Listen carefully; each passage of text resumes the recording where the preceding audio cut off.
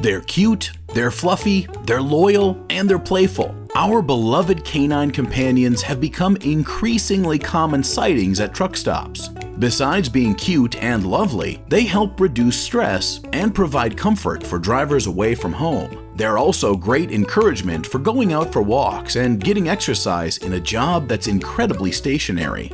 Fleets of all sizes are now adopting policies to allow pets in their trucks. But there are some pointers you need to keep in mind while driving with your furry friend. Some fleets impose restrictions on pet weights. If your route encounters cold weather, please carry boots, sweaters, and blankets for your pets to keep them comfortable and warm. Take them out for walks at regular intervals. Being cooped up in the cab isn't good for anyone, especially animals. When taking them for a walk, stay alert to your surroundings and traffic, especially at busy truck stops. Remember to carry proof of vaccinations for your pets when facing a border crossing. Your veterinarian should be able to provide the necessary documentation. Some even offer pet passports. How cute is that?